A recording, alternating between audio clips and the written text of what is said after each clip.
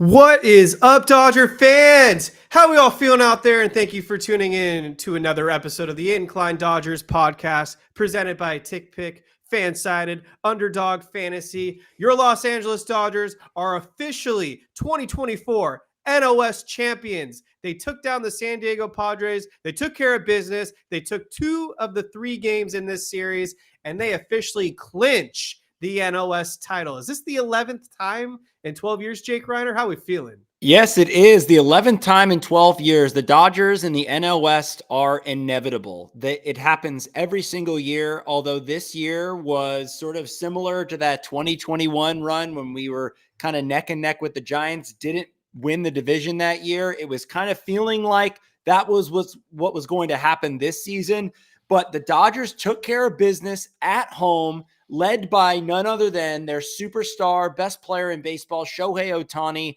In the last 2 games, he was instrumental in carrying this team to victory. Of course, there was a supporting cast that did their part. Will Smith tonight, huge clutch 2-run shot to tie the game in the late innings. This is a great feeling, a great night.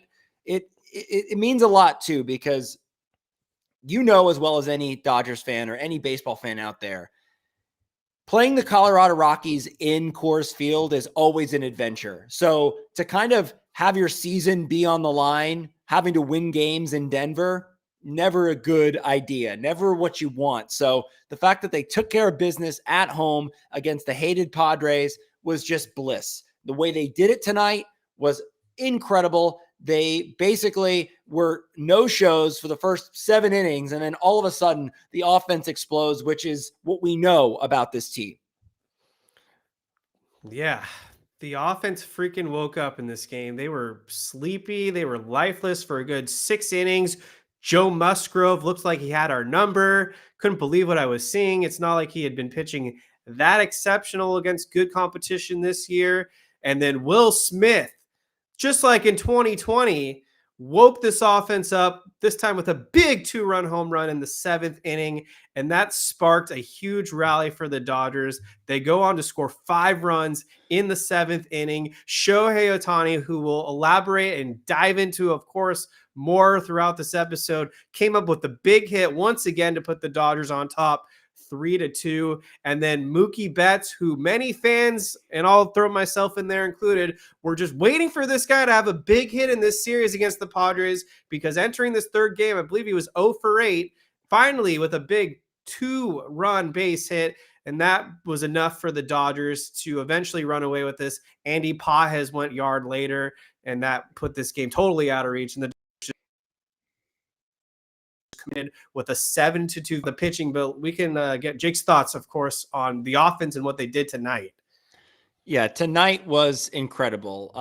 That was one of the things I was worried about in the first game of this series, because they didn't really do much. And I was sort of getting worried as sort of a microcosm of what we expect in what we've seen in the playoffs and what we were worried about going into this October. But this offense woke up. We know a couple of things about this offense. We know, number one, they rely, in my opinion, far too heavily on the home run, but they got big hits when they needed to tonight, and that's why they won this game. But number two is that even if the Dodgers are quiet for the first 6 innings, like you mentioned, they can wake up at a moment's notice and just put up a crooked number, which they did in that 7th inning. They scored 5 runs in that 7th inning to kind of break it open. You mentioned Mookie Betts definitely broke it open with a big knock. And also clinching the division tonight is big, because it means that the Dodgers can rest Freddie Freeman, which I know that they will, because he had a freak ankle roll during this game, and that you kind of hold your breath there. So as much time as we can afford Freddie Freeman to be off that ankle, the better moving into October. But incredible job by the offense, but not to mention the bullpen too. I mean, the bullpen, the entire series was just lights out, and they were untouchable.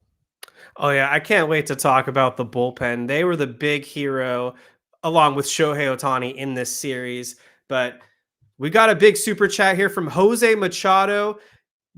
Man, this is awesome. Thank you so much, Jose. And smash that like button while you guys are here. It'll help us go a long way and get more people in this. And I want to hear everyone's thoughts on this win and winning the NL West. But thank you, Jose Machado. So here he is. I'm glad I found you guys last year after our early postseason loss. You guys have been my therapy, my voice of reason, and my favorite people to celebrate with in some big wins. Let's fucking go. Love it. Yeah, I mean, for all the Dodgers NL West championships, I'd have to really think about it, I guess. But this feels like a top three, just given all the factors that you look at that the Dodgers had to endure this season.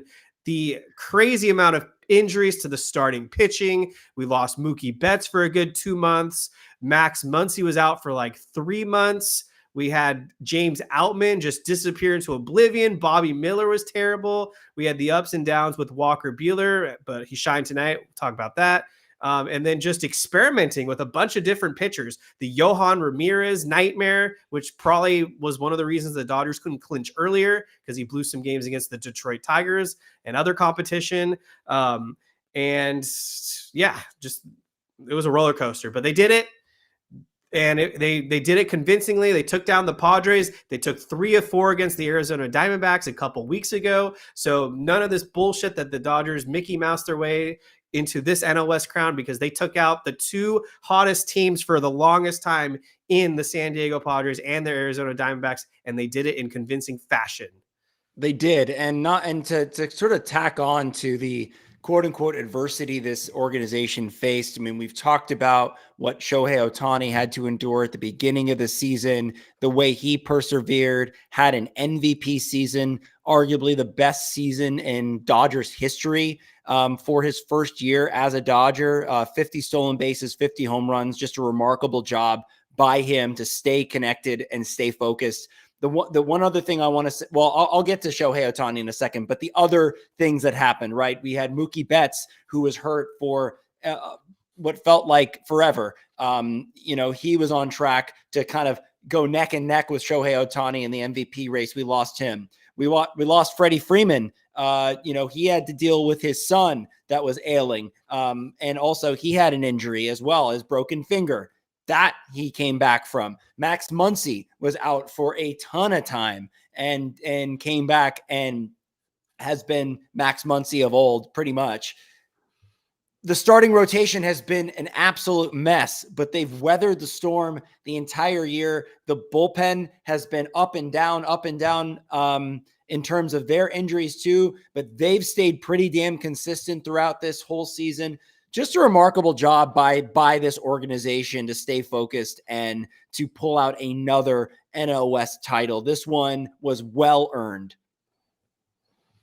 Ryan was helping us talk about Shohei Ohtani because he says Ohtani has changed the chemistry of this team.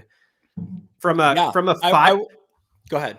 Oh, okay. Well, I was going to say from a fire standpoint, because I feel like one of the biggest criticisms that we've had of this Dodgers team the last couple of years is that they just didn't look fired up. There was no passion, lack of flair. And throughout the course of this season, you've seen plenty of moments. Will Smith tonight looked very fired up. Mookie Betts has had a few huge moments this season, including tonight where he's looked more pumped up and reinvigorated. Shohei Ohtani, though, every time this guy comes, he lives for the big moment. And he's, especially in this final month, continues to just come through every time. And for the first time in Shohei Ohtani's Major League Baseball career, he can say he won the division. Absolutely. And that was one thing I wanted to bring up too. Just his passion for the game, passion for winning.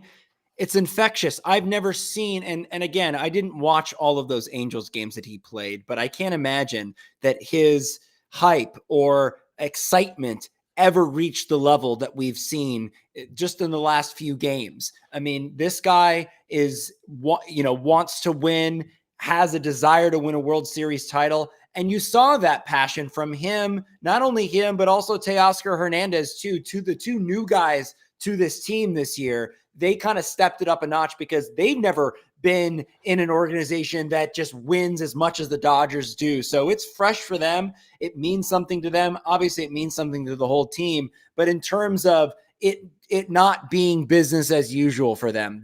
These are new experiences for them. Same with Tommy Edman too. I mean, he came through in so many clutch situations for this team after having not played a single game all season until he got traded to the Dodgers. What a pickup by Andrew Friedman and company.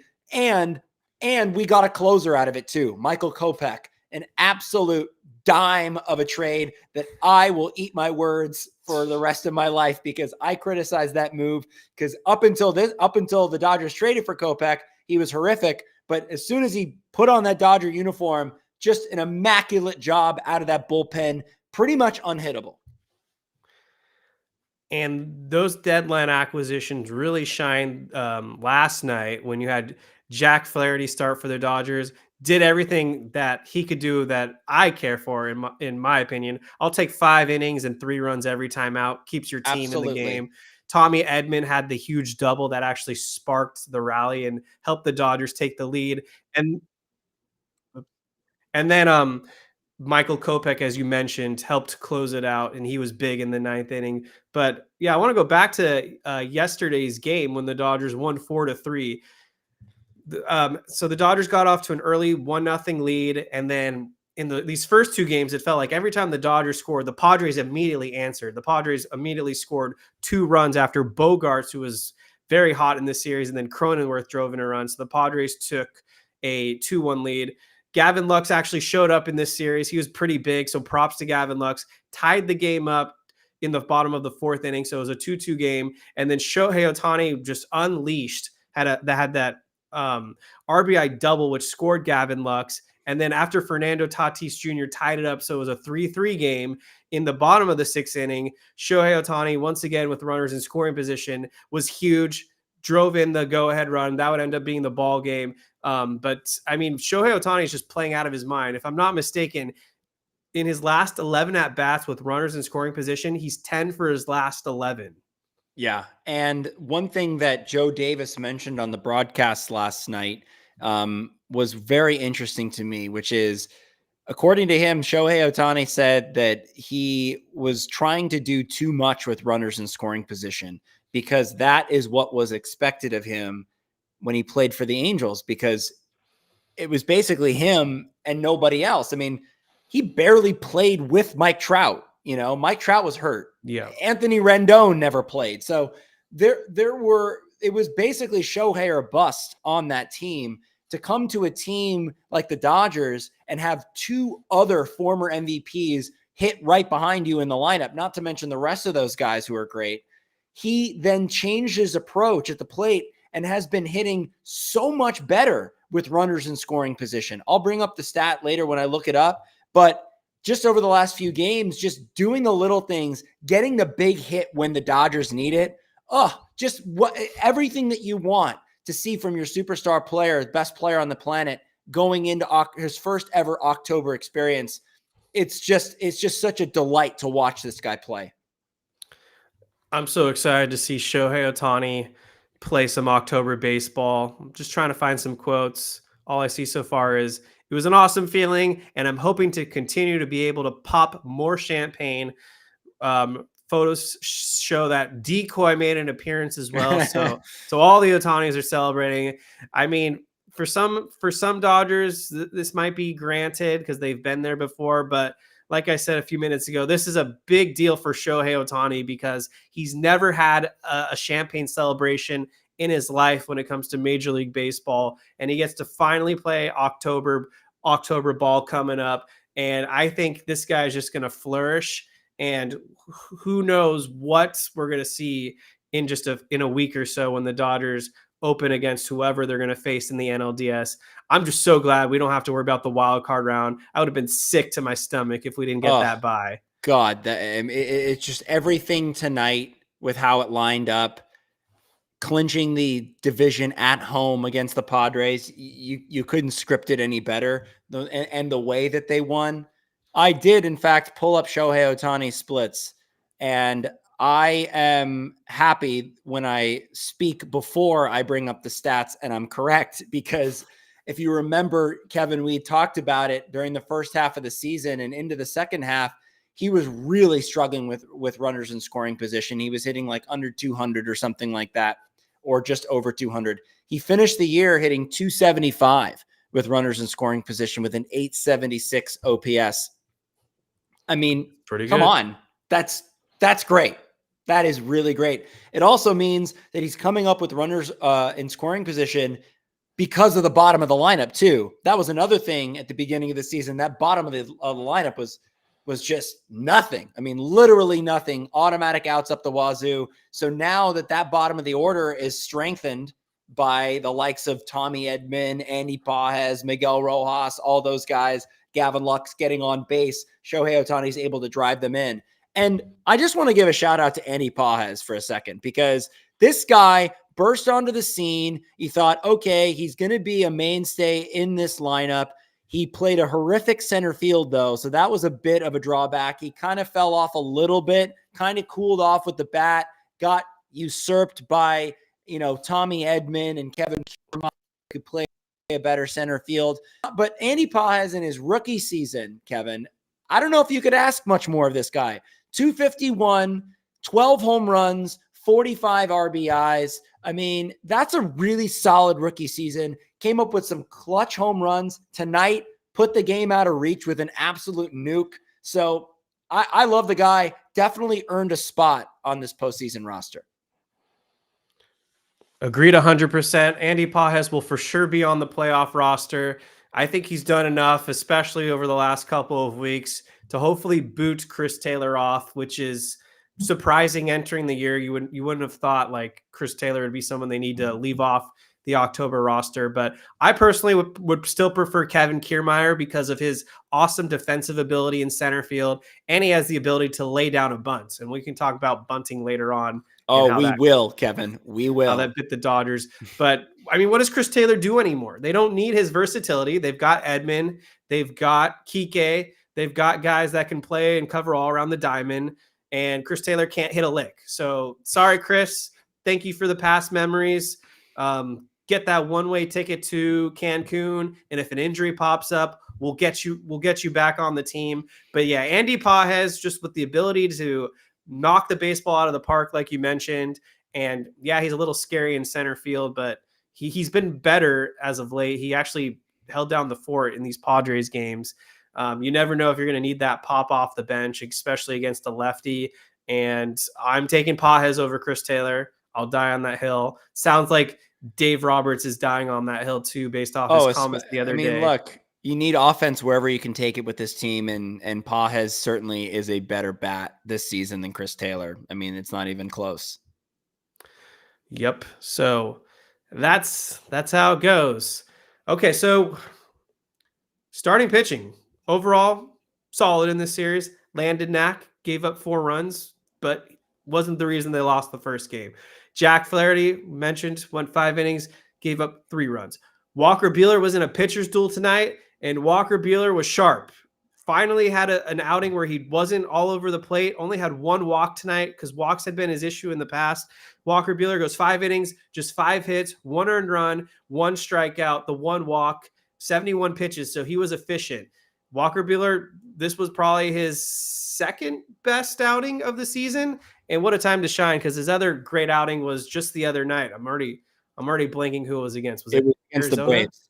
The Braves, yes, you're right. Yeah, he dominated the Braves, and he looks great once again, against the Padres. So you feel pretty good about Walker Buehler being your number 3 at this point. So big game Walker Buehler hopefully is going to be part of the juggernaut of the Dodgers to make this long October run. Yeah, what a difference a few weeks makes. Because if you remember a couple of weeks ago, Kevin, we were like, oh, God, like how are we going to put our energy behind Walker Buehler? He's been so bad this year. Despite the postseason experience, I don't know if you can run him out there. It seemed as though him and Bobby Miller were auditioning for like worst pitcher on the team, but his perseverance and his ability to pull it together and not get down on himself and come through the way he did, that is vintage Walker Buehler. He is a big game pitcher. He always has been, but this year you felt you didn't know if he had it in him because he just wasn't sharp in his other starts. At least in the other seasons that he's been fully healthy and dominant, he's been dominant throughout the year so that when you get to the big game, it's not that much of a surprise. This year, completely different. Faced probably the most adversity he's ever faced in his career. He's coming off Tommy John. I mean, what a remarkable turnaround for him in just a short period of time.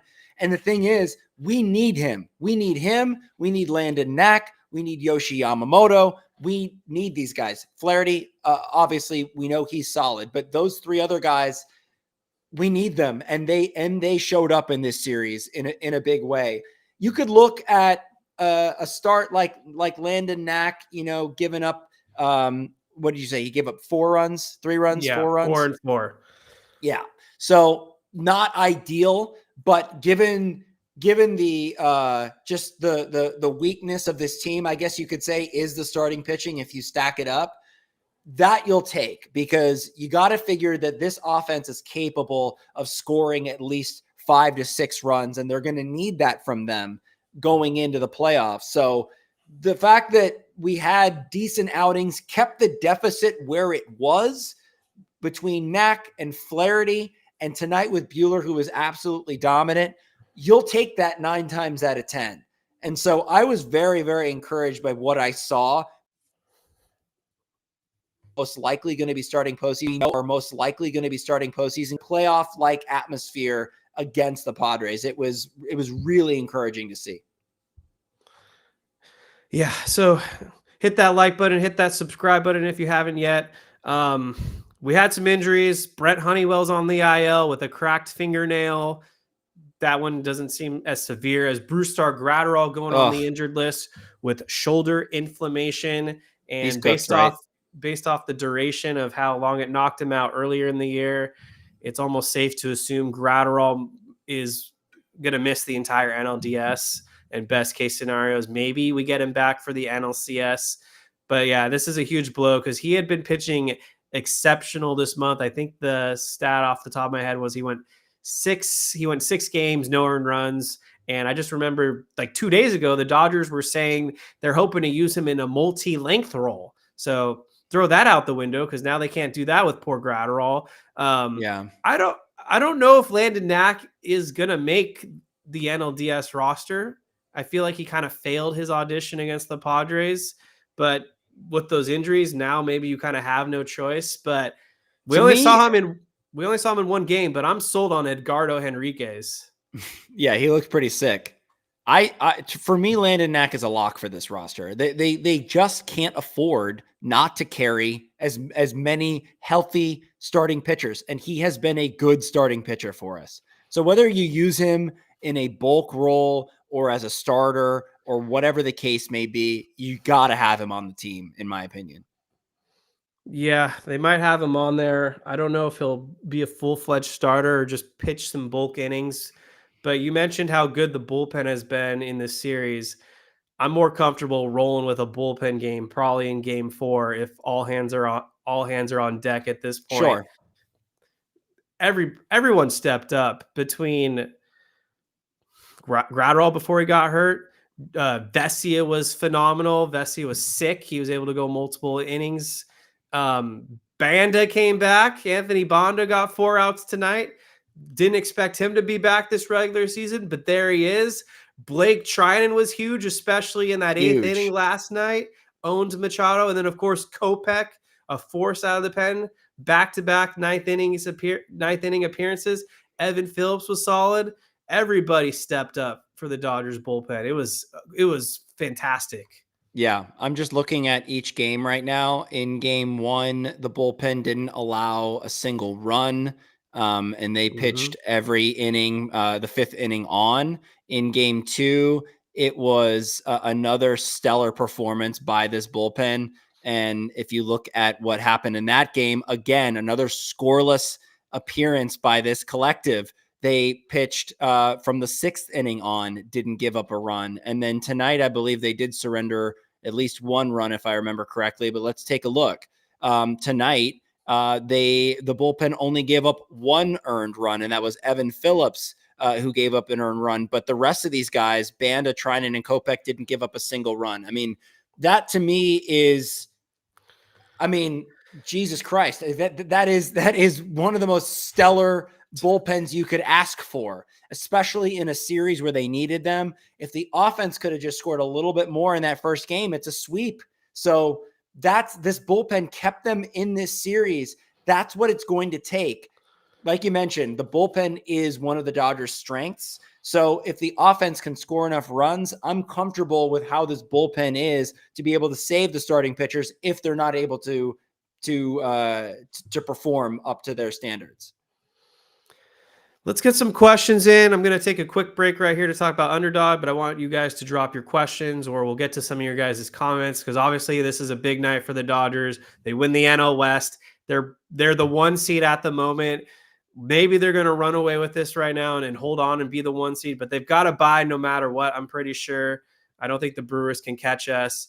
But yeah, let's talk about Underdog Fantasy. Underdog is super easy to play, and it's even easier to get started. Go to their easy-to-use mobile app or underdogfantasy.com. Sign up with the promo code Incline, and Underdog will give you a mystery special pick to use on your first pick-em entry, plus a first-time deposit offer of up to $1,000 in bonus cash. That's Underdog Fantasy, promo code Incline to claim your new customer special of a mystery player pick and your deposit offer. You must be 18 or older, 21 plus in Massachusetts and Arizona, 19 and older in Alabama and Nebraska, and present in a state where Underdog Fantasy operates. Terms apply.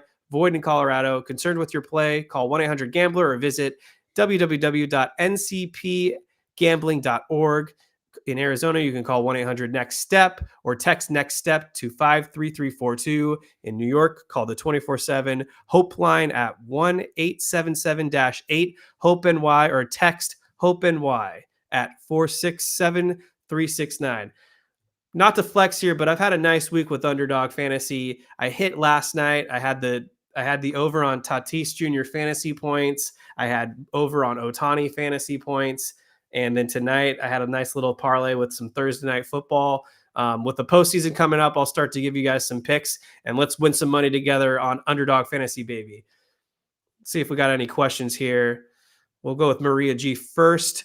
Does Ohtani go insane and get to 60? I mean, no. no, but we are playing in Colorado, so I think they'll give him a day, off. Yeah. He's obviously closer to 60 stolen bases. Yeah. I think he did enough this season, guys. I think him winning the NL MVP and being the first player ever to go 50, whatever he is at this point, I think he did enough. Yeah, and he's 53, 56, 53 homers, 56 stolen bases. Just going to say it right now. If the Dodgers didn't have Shohei Ohtani on this team, I'd be very scared of what our record would be. Oh, this guy, I don't even want to think about it. This guy was the definition of most valuable player. The fact that he has a WAR that's probably 8.5 now after tonight, the guy carried us, especially when most of the offense was dead at certain points. Ohtani came to play almost every night, and I don't know how you can argue it. I don't know how anyone can argue yet, because pitching and hitting is impressive, but this season was also impressive, and he didn't have the pitching. Yeah, he has a WAR of 8.6 on Baseball Reference, so insane, just unbelievable. What's up, Nicholas Dugan?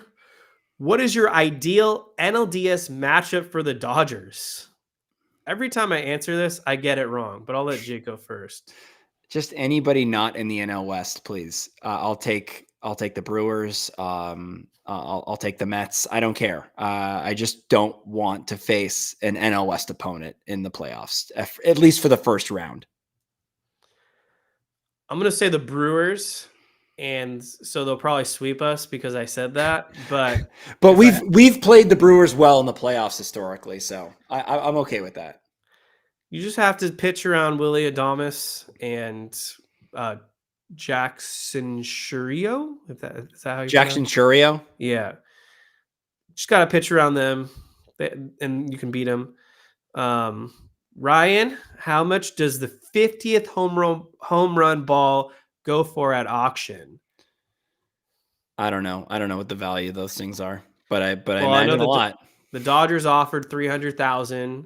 He said no. He closed the door. From what I understand, I think the bidding starts at 500,000. I think I'll go for 750,000. But I have no read on it. It's not my area of expertise. What do you guys think of the current NL wildcard teams? Well, what I think is I can't stand the Padres, and I'm never going to root for the Diamondbacks. And I'll be a sick bastard and hope the Braves miss it altogether. I definitely would prefer the Mets to get in. But the Padres of these guys is definitely the best wild card opponent by far. They might even be better than the Brewers and maybe not the Phillies, but they're damn close. Mm-hmm. Yeah. I would rather not face the Diamondbacks or the Padres. I don't care how bad the Diamondbacks have been lately.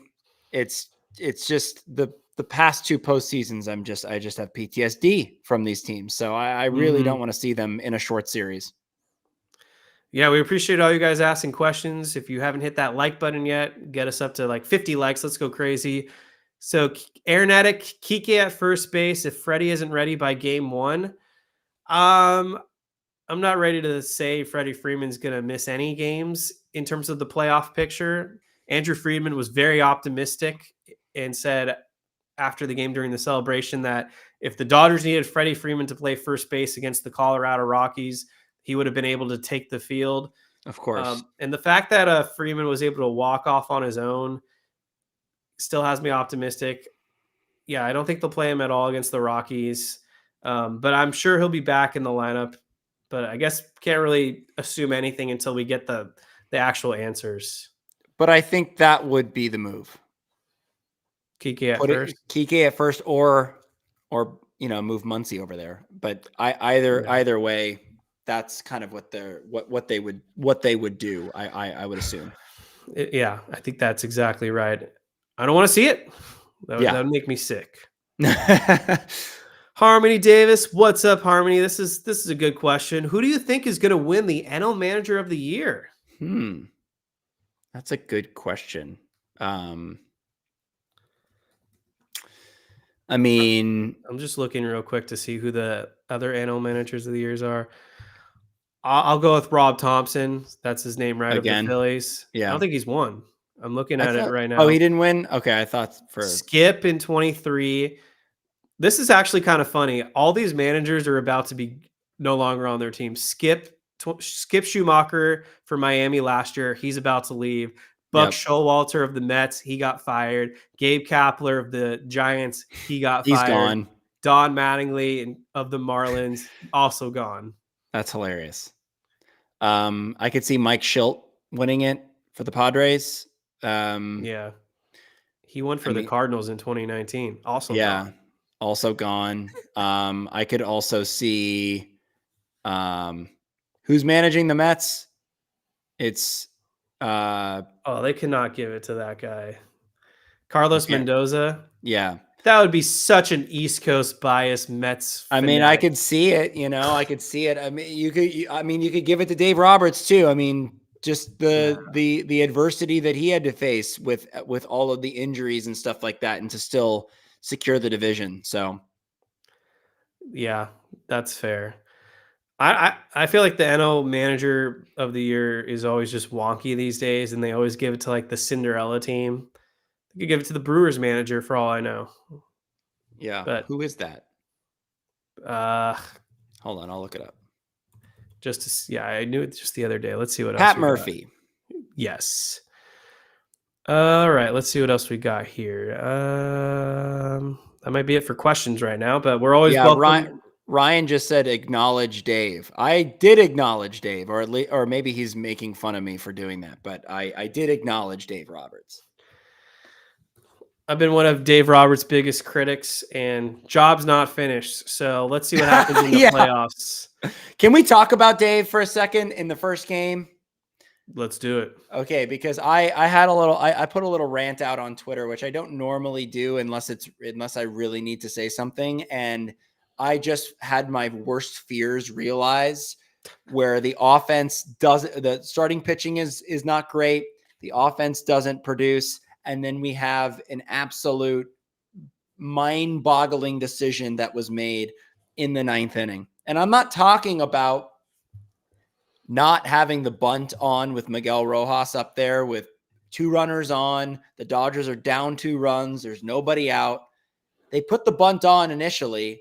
The decision I'm talking about is to take the bunt off because he couldn't get the bunt down originally. Then inexplicably, they took the bunt off. After the game, Dave Roberts explained it didn't make any sense. It was like they were saying, oh, with the way that the Padres were doing a wheel play, they were covering third, trying to get the out there. So they didn't want to lay the bunt down because they felt that they were going to run into an out at third base. My thing is, who cares? Who cares if he lays down the bunt and you get the lead runner out at third base? You still have Shohei Ohtani coming up with first and second and 1 out. Wouldn't you rather have that? And let's say he does get the bunt down. Then you got runners at second and third and 1 out. Now you make the Padres make a big decision. Do you walk Ohtani to get to Betts? We've seen that story play out before where Mookie Betts has come through. So you either have Shohei Ohtani up with second and third and 1 out with a lefty on the mound, or you have Mookie Betts up with the bases loaded and 1 out. Now, I will say this. A triple play is a freak accident. There's no way you can really plan for that. And I don't think any of us were really thinking about a triple play in that scenario. So let's just throw that argument out the window. My point is that you've got to secure every single possibility that you can come up with to make sure that Shohei Ohtani and or Mookie Betts and or Freddie Freeman get a crack at tying the game or winning it. That needed to be the only thing that they needed to worry about, not the Padres defense. That to me was one of the worst decisions I've ever seen. And I really hope that that doesn't happen in October. But we've seen this story play out before with Dave Roberts, where he kind of panics and doesn't really have a real thought as to why he's making the decision that he's making. That to me was atrocious. And I'm not saying that they lost the game on that one play because the Dodgers were bad throughout that game in terms of scoring runs, but that cannot happen. Simply cannot happen. And there was only one decision to make. Rojas, lay the bunt down. If he strikes out, pops up, or even grounds into a double play, you still have Shohei Ohtani coming up with the tying run with his bat. So to me, inexplicable, atrocious decision. I hated every part of it. Yeah, I mean, I got nothing to add because I sentimentally agree with you. It was ugly. I hate that they had the sign down. And then when the Padres realigned their defense to move the infield in, Dave Roberts got cold feet and gave Rojas essentially the green light to swing. It just was a total disaster all the way through. At the very least, you get Kevin Kiermaier in there and lay down the bunt, because if this happens in the playoffs, then it would go down as one of the worst Dave Roberts blunders of all time. Basically, to keep it short and sweet and simple, you have to get Shohei Ohtani to bat at all costs in the 9th inning. Plain and simple. Have to. And I understand Miguel Rojas has been a really, really bright spot for this Dodgers team this year, hitting well above 280. I mean, you can't expect a lot more from him, playing great shortstop. So there's no knock on him in that regard, but I'm sorry. I don't care if Miguel Rojas is hitting 350. I don't want him up with the game on the line when there are other options that are far better than him. And especially with him, he is very slow. So even if you didn't think about a triple play in that situation, you got to at least think about a double play, because that's a very real possibility that could have occurred. And even when you get the double play, he still would have had Shohei Ohtani up with the tying run. And now Miguel Rojas is currently dealing with an injury. I believe he has a torn abductor and groin issues. So hopefully he can heal up, because he's playing with pain near his nuts. Is that not where near the abdomen, and I don't know, the groin, the nuts, whatever it is. He's dealing with a tear. So hopefully Miguel Rojas can heal himself up. Just a lot of injuries, unfortunately, for this team. I just dropped in the chat. Hopefully you guys can see it. An Evan Phillips bobblehead giveaway that we're trying to work on here. All you have to do is go to that X page, make sure you're following, and hit the retweet button. In fact, Kevin, you can't see it, but over my left shoulder, that is the bobblehead right there. Oh, okay. So we have it in our possession. And I'm going to even make it more special for you guys here. If I'm not mistaken, Evan Phillips walks out to Audio Slave. So when we're done going live here, you got to come back to this video. If you just mention Audio Slave, that'll be the key code for this episode. Drop it in the comment section. I'll give you three extra entries when we do the random raffle. We got to make sure you're, just drop that in the chat or in the comments after the live video so that your comment lives there, and I'll make sure to add it to the pool. So remember that. Audio Slave. More questions while we celebrate this awesome night. I want to get your guys' reactions. How fired up are you? Let us know in the chat. Tell us what you're thinking. What's going through your head? Gaither White, over under postseason at bats of 1.5 for Kevin Kiermaier. I'd say over, because like you mentioned, he is a good bunter. So I could see him making an appearance to lay down a bunt. But in terms of offense, I don't know. But here's the thing. I mean, look, at the very least, you're going to use Kevin Kiermaier as a defensive replacement. So if you use him as a defensive replacement, there's a chance that he's going to come up in the batting order. So I'm going to take the over on that. I'll take the over too. I just beg the Dodgers, you have to have him on the postseason roster over Chris Taylor. I just don't see any life in CT3 anymore.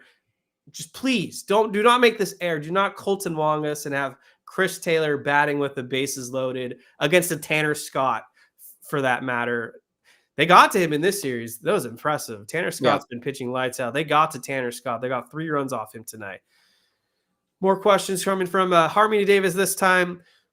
Who is the most overrated manager in the NL? In the National League. Overrated. I'll tell you who I think it is. Oh, go for it. Bud Black. What has he done? Wait, is he overrated though? Like, is anybody talking about Bud Black as like a genius? He's employed and he's still there. When the Padres gave him the first keys to the Lamborghini, they crashed and burned miserably in 2015. He got fired. And then Dave Roberts, I believe, served as an interim manager or something at some point. That's how the Dodgers poached him. I am just shocked and floored. He's still employed with the Colorado Rockies. As bad as they are, they got to get more out of that team. I agree. And what's kind of shocking when you think about it is that Bud Black has been the manager of the Rockies as long as Dave Roberts has been the manager of the Dodgers. Like, that's crazy to me. And the Rockies only came close to the playoffs once, I think, right? It was that game 163. And they made it the year before when they got bounced in 2017. Okay. So but that's a long time ago. But like, that's just unacceptable. But granted, like, I mean, the Padres front office has been an absolute disaster. So, I mean, you can't really blame a lot on Bud Black, but I agree. It's like, how long are you just going to let that ride? Yeah. Prediction coming from IV. What's the get-in price of the World Series Game 1 if the Dodgers go all the way? I'm going to say, I think the lowest price ticket will be $1,000. It might fall closer to game time, but I think the Ohtani fandom is that strong. $1,000 is what it'll take to get you in. I'm with you on that. I don't know if I'm going to go. I much rather sweat it out on my couch with the TV on and scream at it. I don't know about you, Kev. That's right. Seeing if there's anything else. Nope, I don't see any other comments or questions worth shouting out, but you guys still have a little bit more time to get those in there, and hit that like button already, God damn it, if you haven't yet. I'm telling you, it benefits us. So just do it. Jake, what else do you want to talk about with this Dodgers team? I mean, I just I have nothing else to say really, because it's just it's just such a great night. And we said it at the outset of this Padres series, the Dodgers needed to take care of business at home. The Padres have kind of dominated us this season, so it was paramount that they get the job done at home and defend their turf and say, no, you're not taking this NL West title away from us. We're getting the bye. You guys will be in the playoffs, but we are going to secure this right now and do it at home in very dramatic fashion. Two comeback wins in this series. And that's just the nature of this Dodgers team. And I you can't say enough about it. Obviously there are a lot of things that do worry me, right? Starting pitching being one of them. I'm very worried that any one of these starters can just get absolutely torched outside of Jack Flaherty, who's been very, very consistent. So that does worry me. And then, of course, the thing that worries me the most is our fail-safe, which is the offense. That we are going to be relying, I think, far too heavily on them, but we don't really have a choice. So that is the thing I am most worried about, is this team going cold and not being able to hit the ball out of the park. So looking ahead at this Rocky series, do they really have to start Yamamoto against the Colorado Rockies in Coors Field? Can we just not skip him and save him for the postseason? I just don't see how pitching him would serve any advantage at this point. It just seems like you're adding risk. You are adding risk, but he's not been going deep into games. So they might want to see him go one more start to see if they can stretch him out a little bit more. I don't know. That would be the reason why, because he's been on a pitch count limit since he came off the IL. He's made 3 starts, right? Yeah. So this would be his 4th start. I think that they're looking at this like we need to pitch him. We need to get him ready for the playoffs. But I also see the argument the other way. Just start Ben Kasperius. We'll throw Landon Knack in there. He can start the last day of the year, I guess. And I guess it'll be Yamamoto, but they gotta just protect these guys, put them in bubble wrap.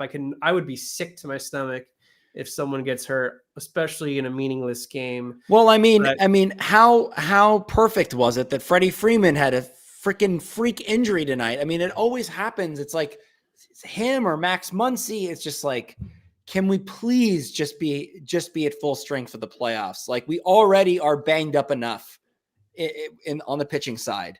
The offense, we just can't lose a bat. We can't lose a bat. Yeah, and kind of on a different note on the injuries discussion, Dodgers basically ruled out Clayton Kershaw for the rest of the season, it sounds like. Now they're saying there's something more going on than just the toe injury, but they won't really hint or give us more details of what's bothering him. And they would, I guess, let Kershaw maybe address the media if he's inclined to do so. But I've always felt like there's something just off with Kershaw. I don't know if it's because he came back too soon from the shoulder injury and he's just not built up and has the stamina there and is just gassed, or he's still hurt and not fully recovered, or this is just the end of him. But it's the right call to shut him down. It just does not seem like something's right there currently. He's throwing like 87, 88 miles per hour. Don't need a repeat of last year. So he can join, unfortunately, Tyler Glasnow and Gavin Stone as frontline starters that are going to have to sit out this year. Yeah, it's unfortunate, but I don't even think that, I hate to say it, but I don't even think I'd want Kershaw starting a playoff game, even if he was available to pitch. Like, it just, what happened last season is just, you can't have that. The series was over in the first inning of game 1, and I just can't take that anymore. Question from Javier T. Way too early to ask this, but next season, what pitchers do you guys see the Dodgers signing? I'd love to keep Flaherty. I really would. I know it's going to be tough, and I know that he's going to demand a huge bag, but to keep a really good, consistent not homegrown, but hometown kid with the team, I would love that. I really would. So that would be number one for me, is to re-sign him. I think if they don't re-sign Teoscar Hernandez, but I don't know if it needs to be one or the other. I would love to see them get both of them. I would not re-sign Jack Flaherty. As good as he's been this season, he doesn't have a reputation of being a guy that can stay on the field. And well, none of the pitchers we sign ever do. So who cares? I mean, we signed Glass now to a fat contract. Is he pitching in the playoffs? Because I don't think he is. But that's my point. We don't want to throw more fuel in the fire and just have the greatest rotation of all time that lives on the injured list.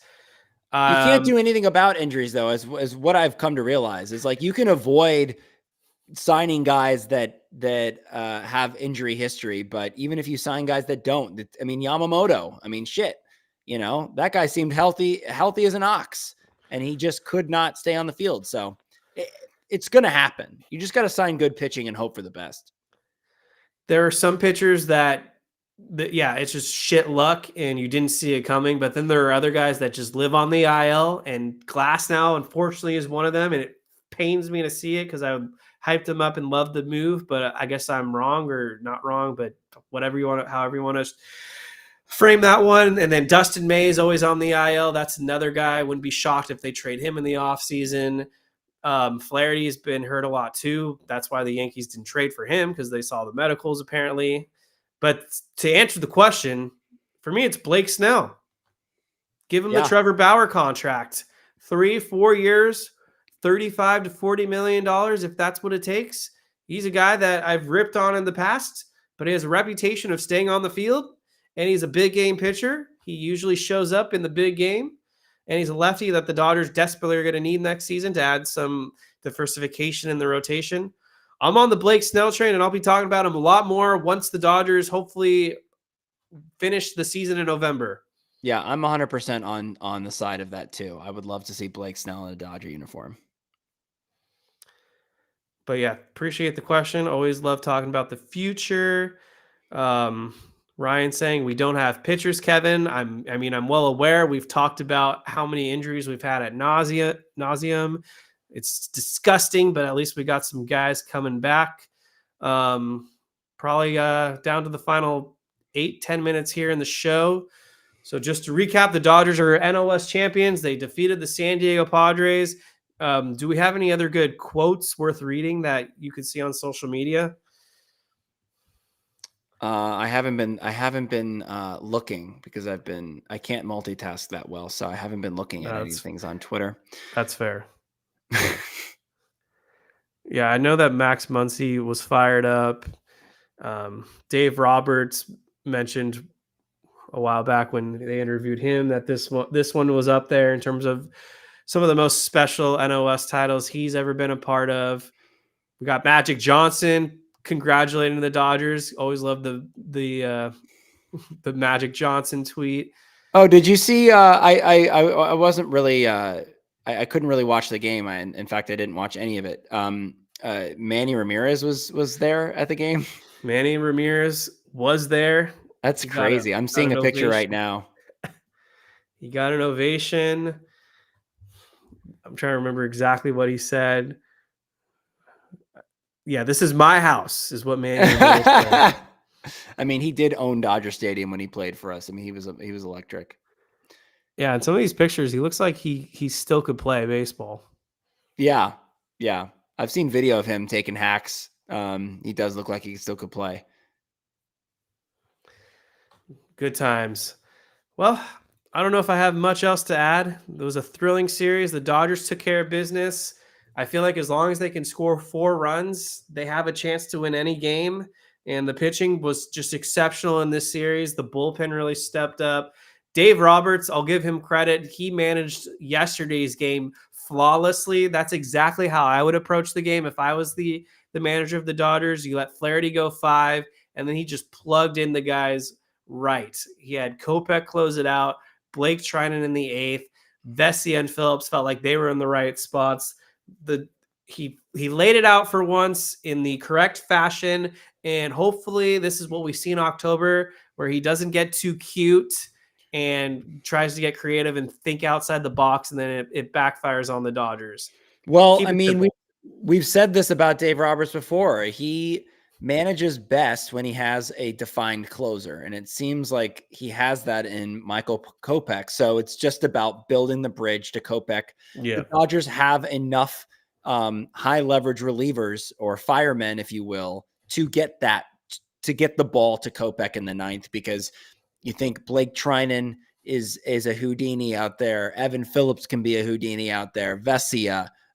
These guys are built for this. So now that he has the bridge and he can mix and match in the seventh, eighth, sixth, seventh, eighth inning, Yeah. he's got Kopech in the ninth. I mean, that's a recipe for success right there. No doubt about it. I know that they talked about the pitching situation with Shohei Ohtani. I guess there's like a fork in the road or something, and they're saying it's very unlikely. But I'm not ruling it out, and I don't think the Dodgers have ruled it out either. It gives them no advantage if they let the competition know if Otani is in their back pocket to come out of the bullpen in a must-win game. And I think it'd be a huge blindside to the opposition if Shohei Ohtani comes out of the bullpen in an eighth inning or ninth inning and all hands are on deck and this is who they want to go with. So the odds of it happening are probably almost as low as a triple play, but I'm not saying it's a for sure 0% chance. Yeah. That triple play was God, that was so painful. But the fact that the Dodgers responded to win the next two games makes that feel a little bit better, because it seemed as though that was the oh shit moment. And then when the Padres got the lead in the second game, you're like, oh fuck, please, no, like don't make this, don't sweep us at home and take the division. Like that would have been the most crushing thing ever. Yeah. Their starters did good. Dylan Cease was tough. Musgrove was good, and obviously Michael King. They should have gotten to Michael King. That was very frustrating. That was like shades of Yu Darvish a million times. Yeah, they had him on that's the thing that you were so on it. Like they had those guys on the ropes, and that's just sort of the thing that they can't, especially in the early innings before they're able to settle in, right? Like that is when you need to just bust the doors open and put up a crooked number, and they weren't able to do that. And yeah, it was a foregone conclusion after that. Every time they bail the Padres starter out, they score the next inning. It just pisses me off. Yeah.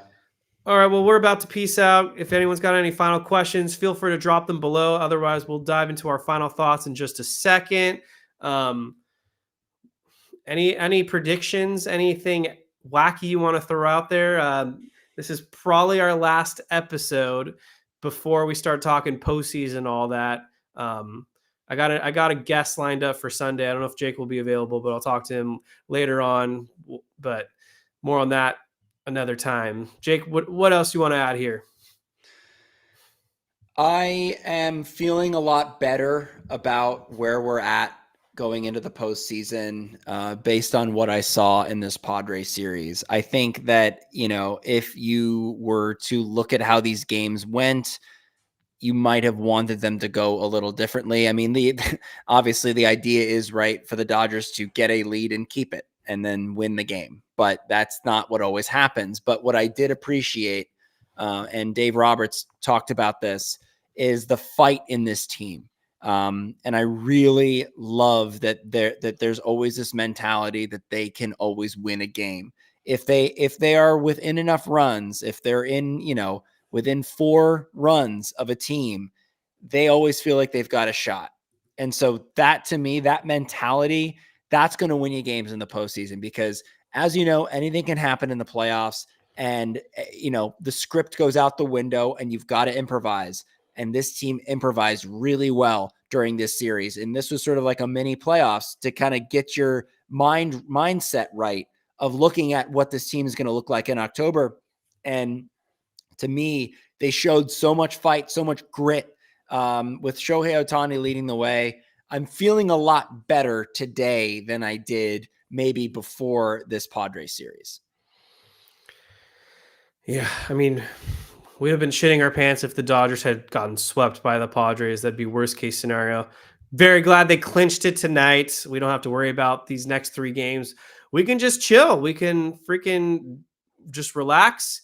If you're into weed, you can just get high and not worry. If you're into alcohol, just get drunk and chill. If you got your football team you want to worry about on Sunday, you can watch football. But yeah, these next 3 games, they're not going to matter for the Dodgers. So I'm happy. Everyone should be happy. Dodgers had a great regular season. Job's not finished. We'll see what happens in October. That's where the real season begins. But just going to give a quick shout out to Miguel Vargas. You were not good for the Dodgers, but you are forever a hero, even though you're hitting 156 for the White Sox. Because you couldn't get it done in Los Angeles, you were able to get us Michael Kopech and Tommy Edman. So that will now forever be your legacy. Poor Miguel Vargas. You were the key cog in what hopefully will be one of Andrew Friedman's most memorable and impactful trades during his Dodgers tenure. But yeah, I mean, just trying to think if I can throw out one prediction there. I'll make it fun real quick. So off the top of my head, I feel like the thing that I got most wrong this season was I said Bobby Miller was going to be a Cy Young finalist. I predicted he'd finish top 3 in Cy Young Award voting. That was completely backwards. He's probably the worst pitcher in baseball. I thought James Outman was going to hit close to 30 home runs for the Dodgers this season when he hit like 2 and played in AAA most of the year. But I feel like I'm the only one on this show that said Shohei Ohtani is going to win National League MVP, and he did. And That's a good call. I had some horrific predictions too. Like I said, Spencer Strider was going to win the Cy Young, and he got injured in like the first game and was done for the year. So I stink at predictions. I may not make another one. I hate doing it because I'm always wrong. You can't fault yourself on that one. Everyone got hurt for pitchers. Yeah. No, your worst take is definitely the Kopech hate. Maybe. Yeah. See what he does in October. Well, I think that's the ending point of the show, everybody. Thank you guys so much for tuning in to the NL West clinching episode of the Incline Dodgers podcast. If you're listening on the audio feed, rate and review this episode and hit that subscribe button. And if you're watching on the YouTube page, hit that like button, hit that subscribe button. If you want that Evan Phillips 3 entries, drop in the comments. Audio Slave. Kevin Klein, Jake Reiner, we're peace.